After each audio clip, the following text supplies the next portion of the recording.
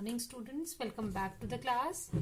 Students, in our previous lecture, we discussed about the speed, velocity, and then we did certain numerical problems also. Today, we are going to learn about acceleration, and then we will discuss what is the meaning of slope and how the slope helps us to analyze different displacement time as well as velocity time graphs. Okay, so let's start. What is an acceleration? Acceleration क्या होती है? आप सबने already class 9th में ये सब terms पढ़ रखी हैं. Acceleration means the rate of change of velocity of an object with time. जैसे हमने speed किया था, that is the rate of change of distance per unit time. That is the rate of change of distance with time. And displacement, वो हमने velocity पढ़ी थी, that was the rate of change of displacement with time, that was velocity. अब हम पढ़ेंगे what is acceleration. Acceleration basically क्या होती है कि कितनी तेजी से the velocity of the object is changing, that is acceleration. ठीक है. So what is acceleration का formula क्या लिखेंगे हम? That is change in velocity upon time taken. If suppose हमारे पास कोई object है, वो initial velocity u से चल रहा है and then after certain time it attains a final velocity v. Then after a period of time t, what is the change in velocity? That is v minus u. And then what is the acceleration? It is change in velocity upon time taken. That will be equal to v minus u upon t. Acceleration is a vector quantity because it is the rate of change of velocity, and velocity itself is a vector quantity. So acceleration is also a vector quantity. It has the same direction as that of the change in velocity. SI unit of acceleration is meter per second square. Uniform, now we have different types of acceleration. जैसे आपने speed और velocity के लिए किया था different types of speeds, different types of velocities, उसी तरीके से we have different types of acceleration. Uniform acceleration, बिल्कुल वैसे ही the acceleration of an object is said to be uniform if its velocity changes by equal amounts in equal intervals of time. अगर equal time intervals में the change in velocity remains the same, then we can say that the body is moving with the uniform acceleration. And if the acceleration of an object is changing by unequal amounts in equal intervals of time, then we can say that the acceleration is varying or it is a variable acceleration. Similarly, the average acceleration is when an object is moving with a variable velocity, then we can say that the average acceleration is equal to the ratio of the total change in velocity upon total time taken, similar to what we have done for the average speed and the average velocity. And exactly in the similar pattern, we have instantaneous acceleration. The acceleration of an object at a particular instant of a time or at a given point of its motion is called its instantaneous acceleration. And instantaneous acceleration is, how can we find out the instantaneous acceleration? It is equal to the time derivative of the velocity, or it is equal to the double derivative, मतलब second order derivative of the displacement. तो ये चीजें आपको जब हम questions करेंगे तब आपको ये चीजें और क्लियर हो जाएंगी. मगर आपने एक बात याद रखनी है कि जब भी आपको इंस्टेंटेनियस वेलोसिटी या इंस्टेंटेनियस एक्सेलरेशन निकालनी है तो आपको उसमें डिफरेंशिएशन ही करनी है. अगर वेलोसिटी निकालनी है तो डिस्प्लेसमेंट की डिफरेंशिएशन करेंगे, अगर एक्सेलरेशन निकालनी है तो वेलोसिटी की डिफरेंशिएशन करेंगे. Now we have another two types of accelerations and they are the positive acceleration and negative acceleration. तो आप सब लोग गाड़ी चलाते हैं, बाइक्स चलाते हैं, आपको पता है कि उसमें एक एक्सेलरेटर होता है और एक ब्रेक्स होती हैं. ठीक है. तो whenever you apply the accelerator, आप क्या कर रहे हैं? You are increasing the speed of the vehicle whatever you are driving. तो जब भी एक्सेलरेटर दबाते हैं तो एक्सेलरेटर का मतलब होता है कि आप स्पीड को बढ़ा रहे हैं. If the final speed is more than the initial speed then the acceleration is positive. तो उसकी स्पीड हमेशा क्या होती है? पॉजिटिव एक्सेलरेशन के केस में the speed is increasing. If the velocity of an object increases with time its acceleration is positive. And example इसमें लिखा हुआ है कि व्हेन अ बस लीव्स द बस स्टॉप, जब बस स्टार्ट होती है तो स्टार्ट वो इनिशियली वो रेस्ट पे होती है, and then when it starts its speed increases, so it is a case of the positive acceleration. Then negative acceleration. Negative acceleration means कि जब आप velocity of an object decreases from a high velocity to the low velocity. For example, अगर आप गाड़ी चला रहे हो और आप ब्रेक सप्लाई करते हो, then you are decreasing the speed. That is a case of the negative acceleration. So when a bus slows down on approaching a bus stop, its acceleration is negative. It is a case of the negative acceleration. ठीक है, तो ये जब मैं numericals करेंगे तो वहां आपको पता चल जाएगा कि कहाँ पे नेगेटिव आ रही है, कहाँ पे पॉजिटिव आ रही है. तो नेगेटिव एक्सेलरेशन को हम रिटार्डेशन भी बोलते हैं और डिसेलरेशन भी बोलते हैं. ठीक है, अब इसके बाद जो हमारा क्वेश्चंस आते हैं, बेसिकली जो न्यूमेरिकल्स हमने करने हैं, they are based on three equations of motion and fourth is the relation for the nth distance. ठीक है, वो 3 equations of motion हमें हमारे सिलेबस में हमें 2 तरीके से डिराइव करनी है. नो डाउट आप लोगों ने 9th क्लास में भी वो डेरिवेशंस की होंगी उसमें हमें सिर्फ मैथमेटिकल वे से ही, उसमें मैथमेटिकली ही हम लोगों ने वो इक्वेशन सॉल्व की हुई है, 3 इक्वेशंस ऑफ मोशन.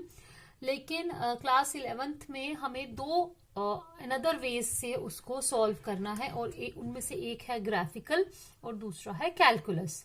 ग्राफिकल में we make use of the graphs, और कैलकुलस मेथड में we make use of the differentiation and integration. So for understanding how to derive these equations of motion using graphs, we must know certain terminology, certain terms which are used in the graphs, how to represent different displacement time as well as the velocity time graphs. तो आज मैं आपको ये graph analysis ही बताऊंगी, और कैसे हम लोग एक ग्राफ को देखकर बता सकते हैं कि ये ग्राफ यूनिफॉर्म मोशन को रिप्रेजेंट कर रहा है या यूनिफॉर्मली एक्सेलरेटेड मोशन को रिप्रेजेंट कर रहा है. उसके लिए जो सबसे इंपॉर्टेंट चीज है वो है स्लोप ऑफ द लाइन. ठीक है, आप लोग जब क्लास 11th में अगर आपने मैथ सब्जेक्ट ऑप्ट किया है तो उसमें भी आपने ये स्लोप वगैरह पढ़नी है, लेकिन फिजिक्स में जितना पोर्शन यूज होना है मैं सिर्फ उतना ही आपको करवाऊंगी कि how can you define the slope of a line. ठीक है, slope of a line is defined as the tangent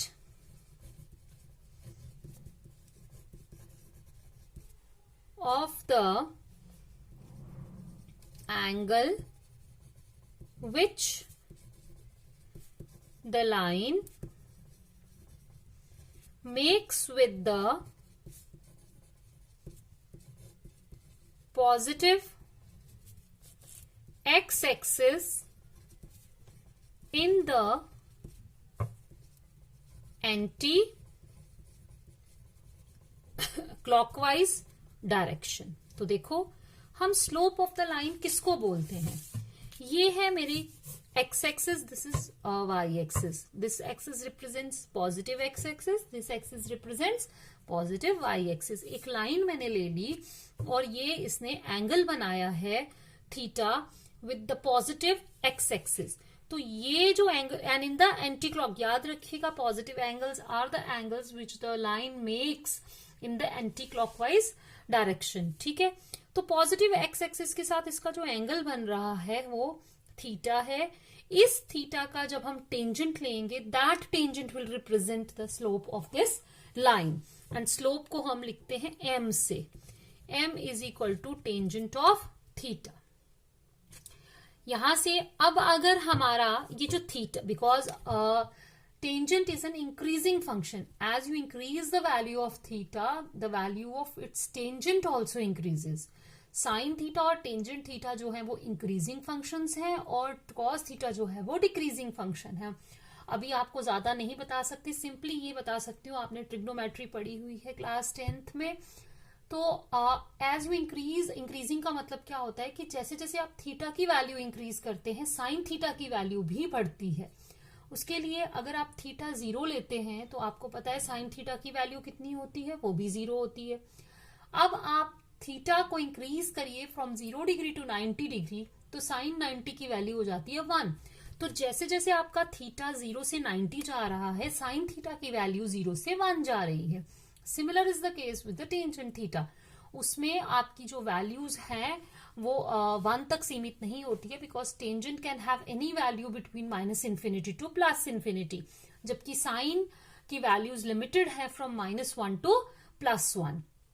ठीक है, मगर दोनों ही जो फंक्शंस हैं दे आर इंक्रीजिंग। जैसे जैसे थीटा बढ़ेगा टेंजेंट थीटा भी बढ़ेगा। तो आप देखो कि इफ थीटा इज एक्यूट, ठीक है, अगर थीटा एक्यूट है तो आपका जो स्लोप आएगी is positive. If theta is obtuse तो स्लोप क्या हो जाएगी, नेगेटिव, क्योंकि थीटा ऑब्ट्यूज होने का मतलब है it will go in the second quadrant, and second quadrant में आपका टेंजेंट जो है दैट इज नेगेटिव।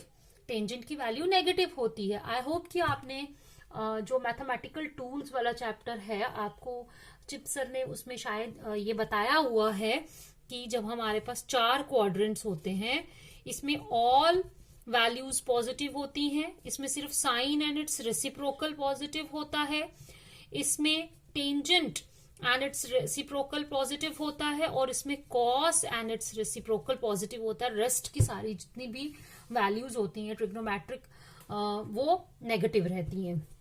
तो अगर मैंने सपोज ये एंगल बनाती हूं, ठीक है, ये देखो, आप देखो अब इन दोनों लाइंस में क्या फर्क है। ये लाइन पॉजिटिव एक्स एक्सिस के साथ एंटी क्लॉकवाइज डायरेक्शन में एक्यूट एंगल बना रही है, लेकिन ये लाइन पॉजिटिव एक्स एक्सिस के साथ एंटी क्लॉकवाइज डायरेक्शन में ऑब्ट्यूज एंगल बना रही है। यहां पर आपका जो स्लोप आएगी that will be equal to minus tangent theta, because tangent of, देखो इसमें minus theta is equal to minus tangent theta. मैं बताती हूं आगे एक्सप्लेन करके, ठीक है। स्लोप का समझ आया कि अगर एक्यूट एंगल होगा तो स्लोप विल बी पॉजिटिव, अगर ऑब्ट्यूज एंगल होगा तो slope will be negative. And if theta is equal to 0, तो because tangent theta is equal to tangent 0 is equal to 0, तो स्लोप भी क्या आएगी, 0। And if theta is equal to 90 degree, तो slope क्या होगी हमारी, इंफिनिटी। क्या आ जाएगी, इंफिनिटी। अब देखो ऑब्ट्यूज एंगल के लिए हमें कैसे फाइंड आउट करना है। सपोज मैंने ये एंगल, ये लाइन ले ली, ठीक है। अब मान लिया जाए कि ये मेरा एंगल कितना है, 135 डिग्री। तो बताओ ये एंगल कितना हो जाएगा, 45 डिग्री, क्योंकि टोटल लाइन जो एंगल बनाती है दैट इज 180 डिग्री। तो यहां पर मेरा टेंजेंट ऑफ, मैं लिख सकती हूं 135 डिग्री को मैं लिख सकती हूं 180 degree minus 45 degree, and it is equal to tangent 45 degree. लेकिन ये एंगल 180 डिग्री माइनस 40 मतलब 135 degree lies in the second quadrant, and second quadrant में टेंजेंट नेगेटिव होता है, इसलिए जो साइन लगेगा दैट विल बी माइनस। तो इसकी वैल्यू क्या निकली, -1। तो आपको समझ आ गया कि टेंजेंट 135 डिग्री कैसे नेगेटिव वैल्यू आती है, because it lies in the second quadrant. तो जितने भी ऑब्ट्यूज एंगल्स होंगे उनके लिए स्लोप नेगेटिव आएगी। आई होप इट इज क्लियर कि कैसे ये आया कि स्लोप ऑफ ए लाइन कैसे आती है। उसके बाद आप देखो जो मैंने सेकेंड वाला पॉइंट बोला कि if the slope is, if the theta is 0, तो देखो ये दो पैरेलल लाइंस हैं, ये line this is parallel to, ये किसके पैरेलल है, एक्स एक्सिस के, यहां पे थीटा 0 है तो स्लोप कितनी होगी, 0। अब ये ले लो, यहां पे slope is, theta is 90 degree, क्या आया ये, यहां पर क्या आया, 0। ठीक है, क्लियर हुआ। Now how can we find out the slope, slope हम निकालते कैसे हैं, टेंजेंट से। तो आप सबको पता टेंजेंट कैसे निकलता है, तो यहां से टेंजेंट थीटा किसके बराबर आएगा, that will B y upon x। ठीक है, जो y कोऑर्डिनेट होगा डिवाइडेड बाय द जो x कोऑर्डिनेट होगा वो हमारा स्लोप हमें देगा। This is regarding the slope of the straight line. And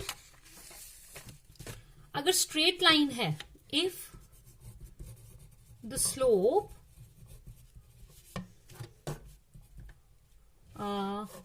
the slope of a straight line is always constant। आप इसको कितना भी क्या कर लो, यहां तक एक्सटेंड कर लो, ऊपर ले जाओ नीचे ले जाओ, इसकी स्लोप चेंज नहीं करेगी, इज ऑलवेज कांस्टेंट। तो याद रखिए ये बहुत इंपॉर्टेंट पॉइंट है, आगे हमने इसको यूज करना है। The slope of a straight line is always constant. ठीक है, I hope it is clear. Now we will discuss the slope of a curve. ठीक है, कर्व की स्लोप कैसे निकालेंगे हम। The slope of a curve is basically at a point is the slope of the tangent line at that point. ठीक है, tangent line क्या होती है, अब देखो ये आ गया मेरा एक सर्कल और ये सपोज मैंने एक कर्व ले ली। ठीक है, अब मुझे इसकी स्लोप निकालनी है। तो स्लोप जिस पॉइंट पे मुझे स्लोप निकालनी है, the slope of a curve at A point, इस पॉइंट पे मुझे स्लोप निकालनी है, is the slope of the tangent line. हम इसके ऊपर एक टेंजेंट लाइन ड्रॉ करेंगे, तो जो उस टेंजेंट लाइन की स्लोप होगी that will be the slope of the curve at that particular point. Suppose आपने ये कर्व है, मैंने यहां पर इसकी स्लोप निकालनी है, तो मैं यहां पर एक टेंजेंट लाइन ड्रॉ करूंगी। तो दिस टेंजेंट लाइन की जो ये जो आपने लाइन ड्रॉ की है उसकी जो स्लोप होगी at that particular point, that will be the slope of that curve at that particular point. Now the question is what is the tangent line. So tangent line is defined as the line which touches the curve at a single point। ठीक है, single point पे जो line curve को touch करती है that is known as the tangent line. और हर point पे आपने देखा है कि इसमें कर्व में क्या होता है, फिर हर पॉइंट पर आपकी टेंजेंट लाइन की डायरेक्शन अलग हो जाएगी, तो slope will be different. So slope of a curve is not constant. अभी हमने किया था कि slope of a straight line is constant, but slope of a curve is not constant. It changes at every point. Her point के बाद वो क्या करती है, चेंज करती है। बिकॉज आपने देखा कि जैसे जैसे हम कर्व में मूव करते जाएंगे, ये पॉइंट्स अलग अलग पॉइंट्स पे जब हम स्लोप निकालेंगे टेंजेंट लाइन की डायरेक्शन चेंज हो जाएगी। तो slope is not constant for a curve, it always changes. ठीक है, अब हम क्या करेंगे, अब हम डिफरेंट ग्राफ्स कंसीडर करेंगे। ठीक है, मैंने ये 4 ग्राफ्स यहां पर लिए हैं, ध्यान से देखिएगा। This graph is moving away from the origin, this graph is going down the origin, means it is moving towards the origin. इस ग्राफ में आप देखो ये अपवर्ड्स कनकेव ये भी कनकेव अपवर्ड्स है, ये कनकेव डाउनवर्ड्स है। This is concave upwards but it is moving away from the origin. It is concave downwards and it is moving towards the origin. ठीक है, हम इन चारों के ऊपर स्लोप्स निकालेंगे. देखते हैं, क्योंकि जब हम कर्व में हमने कहा कि कर्व में हर पॉइंट के बाद स्लोप जो है वो चेंज होती है, तो इट कैन बी इंक्रीजिंग और it can B decreasing. Slope जो है वो इंक्रीज भी हो सकती है और डिक्रीज भी हो सकती है. मैंने ये 4 सिचुएशंस कंसीडर की हैं. अब स्लोप निकालने का तरीका क्या है, मैंने आपको पहले ही बताया कि अगर हमारा एंगल बढ़ रहा है तो टेंजेंट भी बढ़ रहा है. ऑब्वियसली अगर टेंजेंट बढ़ेगा तो स्लोप बढ़ेगी, बिकॉज स्लोप वही होती है. अब मैंने इसके 2 पॉइंट्स कंसीडर कर लेने हैं. ठीक है, एक पॉइंट मैंने यहां ले लिया, एक पॉइंट मैंने यहां ले लिया. आपने क्या करना है, इनके ऊपर एक टेंजेंट लाइन ड्रॉ करनी है. इसके ऊपर भी टेंजेंट लाइन ड्रॉ करनी है. ठीक है, ये अल्फा ले लिया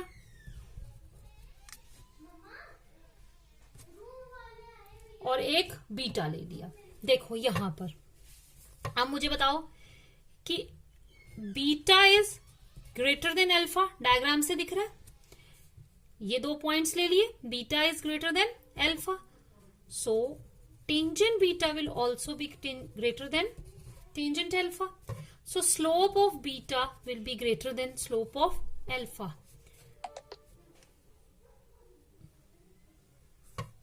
Therefore, slope is,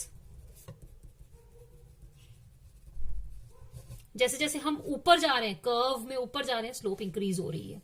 अब आ जाओ यहां पर, 2 पॉइंट्स फिर से ले लिए.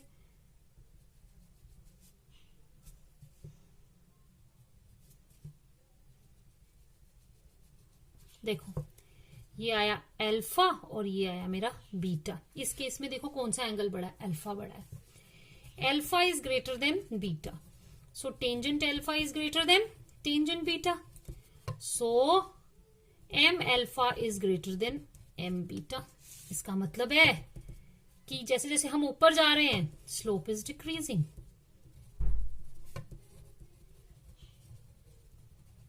तो याद रखो, इस तरह का ग्राफ होगा तो slope is increasing. Downwards moving towards the x axis, it is decreasing. अब आ जाओ 3rd नंबर वाला ग्राफ. इस पे भी आपको क्या करने, कोई 2 पॉइंट्स ले लेने.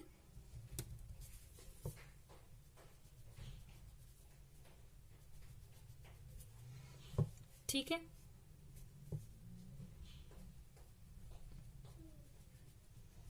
ये बिल्कुल पैरेलल आ गई, पैरेलल नहीं बनानी है.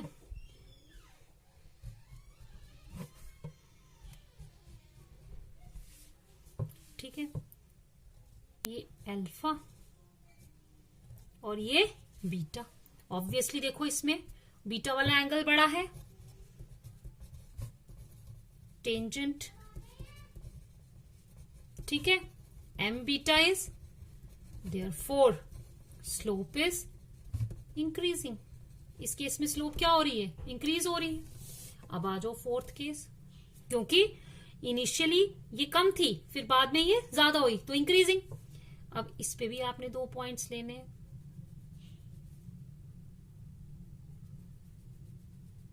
ये देखो ये थोड़ा सा बियॉन्ड चला जाएगा, मैं यहां ड्रॉ कर देती हूँ ये वाला केस.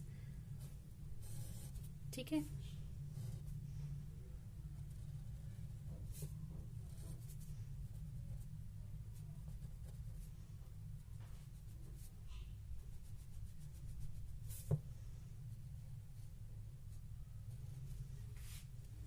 बताओ. ये आया आपका अल्फा और ये बीटा. देखो यहां बीटा ज्यादा है और अल्फा कम है, यानी कि पहला पॉइंट ने जो एंगल बनाया वो ज्यादा है, दूसरे पॉइंट ने, अगले वाले पॉइंट ने जो बनाया वो कम है. ऑब्वियसली यहां पर आपका बीटा इज, मैंने इसको बीटा ले लेती हूँ, इसको अल्फा, क्योंकि पहले पॉइंट का मैं हमेशा अल्फा ले रही हूं ना, तो ऐसे लो. जो पहला वाला पॉइंट है वो अल्फा बना रहा है, तो obviously alpha is greater than beta, so tangent alpha is greater than tangent beta, so m alpha is greater than m beta, therefore slope क्या हो रही है, इज डिक्रीजिंग। देखो पहले पॉइंट ने जो एंगल बनाया वो ज्यादा था, अगले पॉइंट ने जो बनाया वो कम था। तो इन चारों केसेस से आपने क्या कंक्लूड किया वो हम कंक्लूजन्स में लिखेंगे। मैंने ये कंक्लूड किया यहां से कि जब भी हमारा ग्राफ देखो ऊपर को जा रहा है, यहां से भी ये वाला ग्राफ भी moving away from the origin, ये भी moving away from the origin, ये moving towards the x axis, ये भी moving towards the x axis. तो जब भी मेरा ग्राफ ऐसा होगा, अब आपने यही याद रखना है, कनकेव अपवर्ड्स। जब भी ग्राफ कैसा होगा, concave upwards, slope is positive या स्लोप इज इंक्रीजिंग। क्या होगा, स्लोप इज इंक्रीजिंग। जब भी ग्राफ ऐसा होगा, ये देखो ये वाला टूवर्ड्स एक्स एक्सिस, ये भी टूवर्ड्स एक्स एक्सिस, इसमें भी डिक्रीज हो रहा था, इसमें भी डिक्रीज हो रहा था। तो इन दोनों को मैंने कंबाइंड इफेक्ट ये दिया, ये आया concave downwards, slope is decreasing. और अगर ये लाइन हो सिंपल,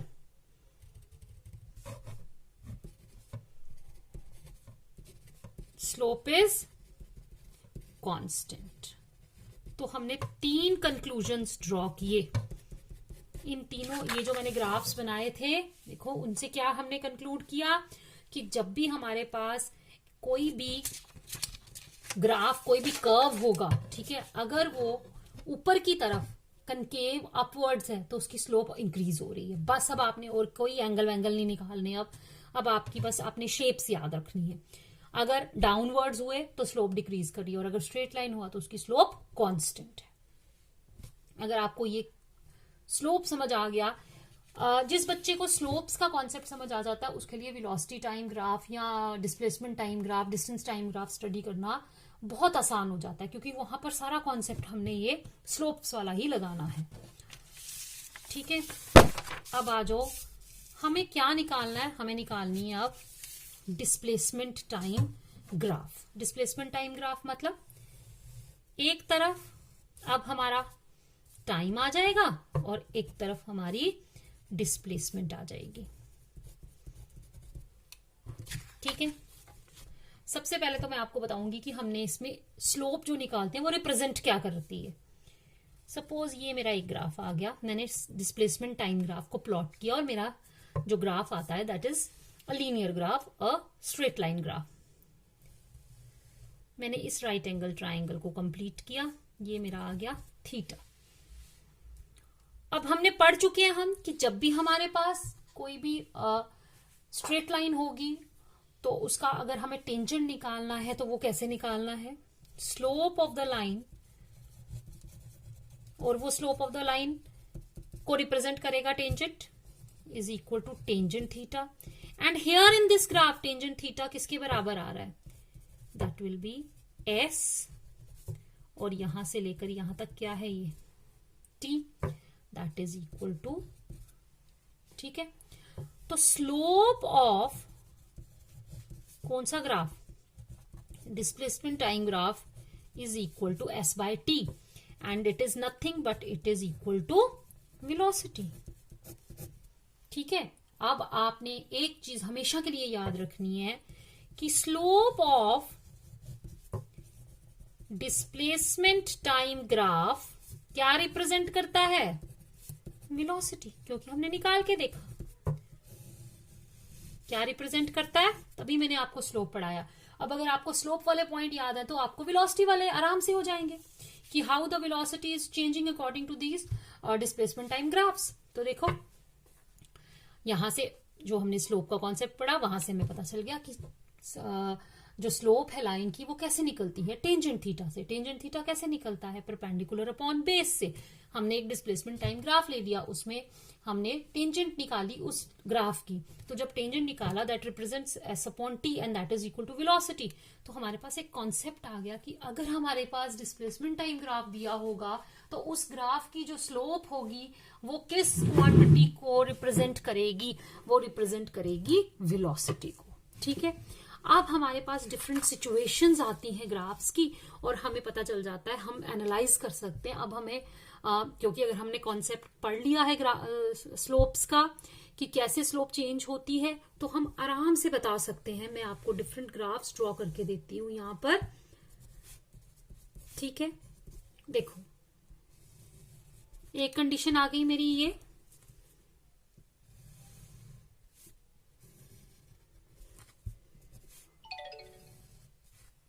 एक कंडीशन आ गई हमारी, ये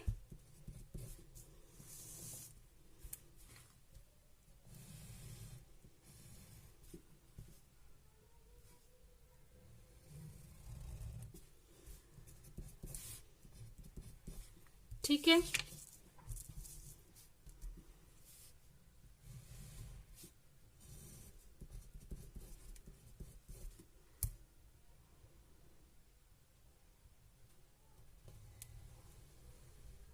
एक कंडीशन आ गई हमारी ये, तो हमें पता चल सकता है कि अब ये ग्राफ्स क्या रिप्रेजेंट कर रहे हैं। सबसे पहले बताओ, ये वाला ग्राफ आ जाते हैं हम। यहां पर स्लोप क्या है? कांस्टेंट। स्लोप इज, क्योंकि स्ट्रेट लाइन की स्लोप हमेशा क्या रहती है? कांस्टेंट। स्लोप इज कांस्टेंट, तो डिस्प्लेसमेंट टाइम ग्राफ की स्लोप क्या रिप्रेजेंट कर रही है भाई? वेलोसिटी। तो वेलोसिटी क्या है? कांस्टेंट। निकल गया। यहां बताओ मुझे स्लोप कितनी है? स्लोप कितनी है? Slope is tangent theta, theta is 0, तो स्लोप कितनी है? 0। और स्लोप को कौन रिप्रेजेंट कर रहा है यहां पर? वेलोसिटी। तो वेलोसिटी इज इक्वल टू 0। यहां बताइए स्लोप क्या कर रही है? मैंने आपको बताया था कि जब कनकेव अपवर्ड्स जा रहा है, ठीक है, तो स्लोप इज इंक्रीजिंग। तो स्लोप क्या है यहां पर? वेलोसिटी। तो वेलोसिटी इज इंक्रीजिंग। यहां पे देखो ये कनकेव डाउनवर्ड्स, ठीक है, उसका हाफ पोर्शन है ये, तो स्लोप इज डिक्रीजिंग। कितना आसान हो जाता है ऐसे निकालना। तो वेलोसिटी इज डिक्रीजिंग। क्लियर? अब हम आ जाते हैं वेलोसिटी टाइम ग्राफ पर। सेम मैंने यहां बनाई टाइम एक्सिस, और यहां पर अब हमारा आएगा वेलोसिटी। ठीक है, तो बताओ ये मेरी आ गया straight line graph for the velocity time. ये मैंने ले लिया थीटा, ये मेरा 90 डिग्री। तो बताओ यहां पर स्लोप किसके बराबर? Tangent theta. ठीक है, that is equal to velocity upon time. ठीक है, एंड वेलोसिटी अपॉन टाइम किसके बराबर होता है? That is acceleration.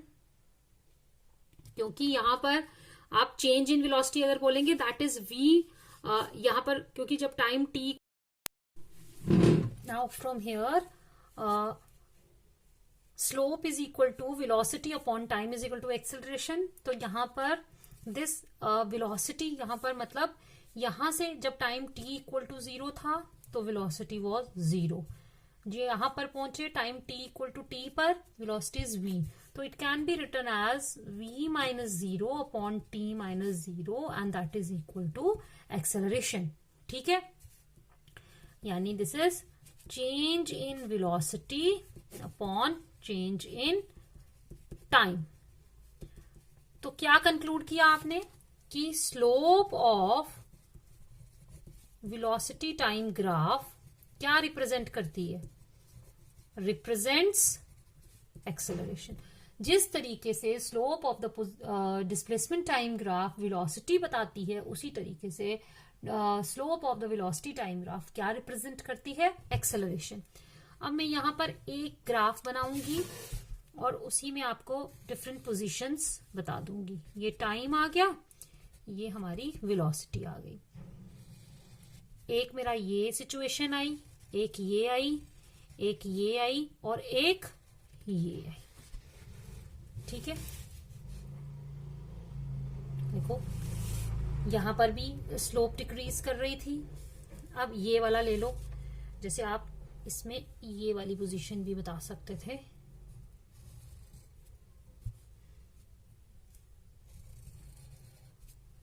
Here also the slope is decreasing. ठीक है, तो देखो अब यहां बताओ, यहां पर स्लोप क्या है? स्लोप इज 0, तो क्या रिप्रेजेंट कर रही है स्लोप? एक्सेलरेशन, तो एक्सेलरेशन भी 0। यहां पे स्लोप इज कांस्टेंट, तो एक्सेलरेशन इज कांस्टेंट। यहां पर स्लोप इज इंक्रीजिंग, तो एक्सेलरेशन इज इंक्रीजिंग। ज्यादा सोचने की जरूरत नहीं है। यहां पर स्लोप इज डिक्रीजिंग, तो एक्सेलरेशन इज डिक्रीजिंग। याद रखना, जब आपका कर्व जो है, it is a part of the curve which is concave upwards. ठीक है, जब आपका कर्व, देखो ये वाला जो कर्व था, it is a part of the curve which is concave upwards, slope is increasing. And when your curve is a part of the curve which is concave downwards, the slope is decreasing. यहाँ पे देखो, this curve is a part of the curve which is concave downwards, then the slope is decreasing. अब अगर मैं यहाँ पर एक ऐसा केस ले लूं, ये आ गया आपका ऐसे, और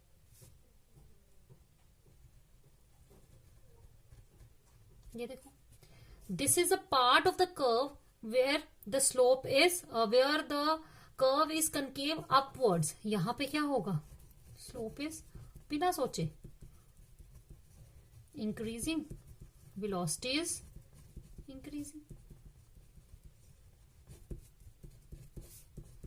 मतलब अगर आपका कर्व जो आपने अंडर कंसिडरेशन है, वो उस कर्व का पार्ट बन रहा है जो कनकेव ऊपर की तरफ है, अपवर्ड्स है, तो स्लोप उसकी इंक्रीजिंग होगी, और स्लोप जो भी उस ग्राफ में रिप्रेजेंट करेगी वो क्वांटिटी इंक्रीजिंग होगी। और अगर वो कनकेव डाउनवर्ड्स है, जैसे यहां देखो, इन दोनों में देखो, यहां पर कनकेव क्या है, ये अगर इसको कंप्लीट करें तो ये कनकेव डाउनवर्ड्स है, इसको कंप्लीट करें तो ये कनकेव डाउनवर्ड्स है, तो ये कौन से उसको रिप्रेजेंट करेंगे, कौन सी स्लोप को करेंगे? डिक्रीजिंग स्लोप को। तो ये बिकॉज, तो अगर जो भी क्वांटिटी आपने वहां पर ली हुई है, जिसको वो उस ग्राफ में जो स्लोप रिप्रेजेंट करेगा वही इंक्रीजिंग या decreasing according to the slope के हिसाब से आप कंक्लूड कर लेंगे। Now let us come to one another important thing, that is area of the velocity time graph. ठीक है, ये सब चीजें मैं यूं ही नहीं करा रही हूं, आप लोग देखेंगे मैम शायद ऐसे ही हमें करा रही है, ये तो क्वेश्चंस है ही नहीं है उसमें। ये चीजें बहुत इंपॉर्टेंट है। अगर आपको ये बेसिक चीजें, अगर आपको ये चीजें आएंगी, तभी आप equations of motion graphically derive कर सकते हो। एंड मोर ओवर, जिन बच्चों ने कॉम्पिटिटिव एग्जाम्स के लिए कल को एग्जाम्स देने हैं, कल को उन्होंने नीट या आईआईटी के लिए बैठना है, तो वहां पर तो ये बहुत बेसिक चीजें हैं। अगर आपको ये चीजें आज समझ में आएंगी, तो जब आप कॉम्पिटिटिव एग्जाम्स की तैयारी करेंगे तो आपको इतनी प्रॉब्लम नहीं आएगी। लेकिन अगर आप अभी शॉर्टकट करेंगे तो उस समय आपके पास इतना टाइम भी नहीं होगा कि आप ये चीज समझ सको। देन वी हैव एरिया, यहां पे वही टाइम, और ये ले लिया मैंने वेलोसिटी। सपोज ये इस समय मेरा ग्राफ आ गया, तो मैं इसको कंप्लीट करूंगी। ठीक है, बताओ ये क्या रिप्रेजेंट करेगा? वेलोसिटी, और ये क्या आ गया मेरा? टाइम। तो what is area of velocity time graph here? That is equal to length into breadth, क्योंकि ये एक रेक्टेंगल बन रहा है। ये देखो, मैं इसको ओ ए बी सी का नाम देती हूं। That is area of rectangle O A B C, and that is equal to length into breadth. Length आ गई टी और ब्रेथ आ गया वी। तो वी और टी, ये वी और टी किसको रिप्रेजेंट करता है? ये किसका फॉर्मूला है? डिस्टेंस का। तो area of velocity time graph क्या देता है हमें? इट गिव्स, क्या देता है ये? It gives distance covered in time t. कैसे? बिकॉज यहां देखो, because velocity is equal to distance upon time, therefore distance is equal to velocity into time. ये चीज मैंने यहां पर यूज की है. तो जब भी आपके पास, अगर आपको देखो कुछ क्वेश्चंस अब आपको ऐसे भी आएंगे, चाहे यहां पर बोर्ड एग्जाम्स में आए, चाहे आपके एंट्रेंस एग्जाम्स में आए, आपको वेलोसिटी टाइम ग्राफ दिया होगा और आपको पूछा होगा कि टाइम दिया होगा और आपको बोला होगा इतने टाइम में बताइए कितना डिस्टेंस उसने ट्रेवल किया है. तो from the velocity time graph we can find out the distance travelled in time t by finding out the area under the time considered. ठीक है, so that's all for today. मैं आज इतना ही पढ़ाऊंगी. Next lecture में हम लोग अपनी equations of motion जो है वो कवर करेंगे, और वो तभी आपको अच्छे से समझ आएंगी अगर आप ये सारी चीजें जो है उसके लिए पहले से पढ़कर आएंगे. सो अगर आपने पिछले वीडियोस नहीं देखे हैं तो पहले आप पिछले वीडियोस देखिएगा, फिर ये वीडियो देखिएगा. इन ऑर्डर अगर आप सारे वीडियोस देखेंगे तो आपको चीजें ज्यादा अच्छे से समझ में आएंगी. Till then, goodbye, take care, stay home, stay safe.